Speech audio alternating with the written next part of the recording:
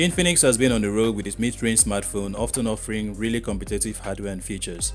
The Infinix Note 12 Pro 5G makes an interesting claim in this segment with a 6.7 inches AMOLED display, a 108 megapixel primary camera, and a Dimensity 810 processor for a price of 193,000 naira. Apart from a few minor concerns I have, it does seem to check a lot of boxes. It is the first 5G enabled model in the brand's Note series, courtesy of the Mediatek Dimensity 810 5G chipset, paired with 8GB of RAM and 128GB of storage. And along with the phone itself, you're getting a 33W charging brick instead of a 67W charger, a standard C-type USB cable, your regular SIM tray ejector tool, a free wired headphone, the usual jelly casing, and of course the papers. Nothing has changed for the 5G variant when it comes to the design. We are looking at the same schematic of the Note 12 G96 with a complete plastic unibody build, a large camera panel over there, and a lightly textured pattern that improves grip and minimizes fingerprint smudges.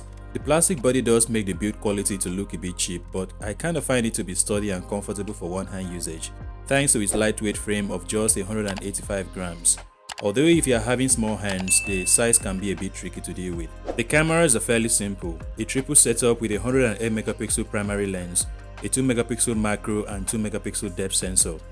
This is a big improvement from the other Note 12 series with a 50 megapixel primary camera. The rest of the rear panel boasts this sparkling glitter-like coating with wave patterns that nicely contrast with the Infinix 5G branding. And the color with me here is the first black colorways, but kind of bluish when light reflects on it. It also comes in a snowfall white color option that looks more stylish if black isn't your thing. Underneath, it got the 3.5 headphone jack, a microphone, your standard Type-C USB port, and a stereo speaker grill. For people like us who still prefer a wired headphone, the presence of a headphone jack here makes this phone to be a sweet deal. On the side, we have the volume rockers and the sleep-wake power button doubling as fingerprint. The biometric feature does its job pretty well, so there is no complaints here. On the front, it got a notch design that houses a 16 megapixel selfie camera, which I'm not really a fan of. I believe a punch-hole display was warranted at this price. Talking about display, the screen is one of the main selling points of this phone. The 6.7 inches is accompanied by full HD AMOLED display with a resolution of 1080 by 2400 pixels. It is actually a very nice looking screen too. As expected of an AMOLED panel, you are getting deep blacks and vibrant colors that makes content look a bit livelier. Additionally, it comes with Widevine Level 1 certification, which means you can stream HD contents from Netflix and Amazon Prime, and the viewing angles are also great. In terms of brightness, it does not disappoint as the max brightness can reach 500 nits, surely usable outdoors without stressing your eyes. The screen refresh rate is only at 60Hz. I don't understand why Infinix did that. While for average usage, it is definitely not a deal breaker, but I think a 90Hz refresh rate would have been better.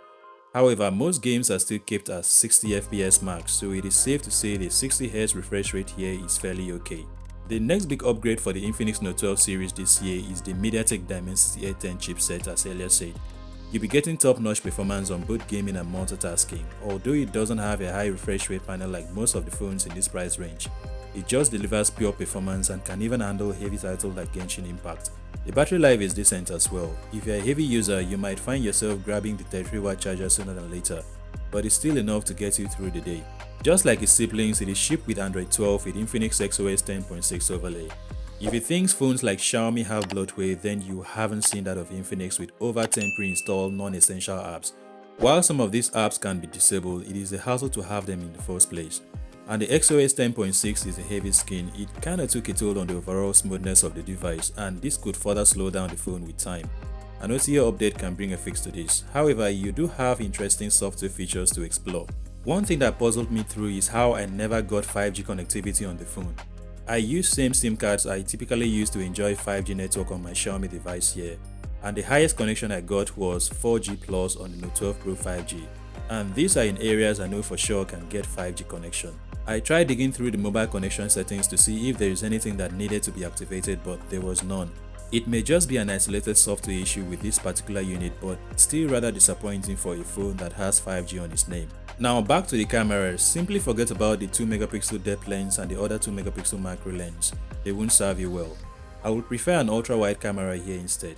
For the most part, the 108 megapixel primary shooter does manage to take sharp images with good dynamic range and enough details with proper saturation levels to share straight to social media or with friends. Indoor shots with good lighting also look impressive too, as well as shots taken at night.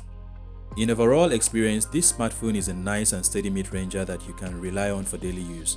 Features like stereo speakers, AMOLED display, a capable camera, and a powerful processor makes it a performance-oriented device.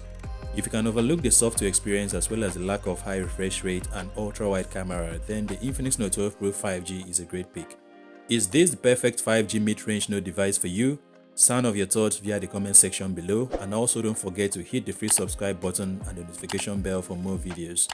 Thanks for watching guys, stay safe, and I'll see you when next you see me.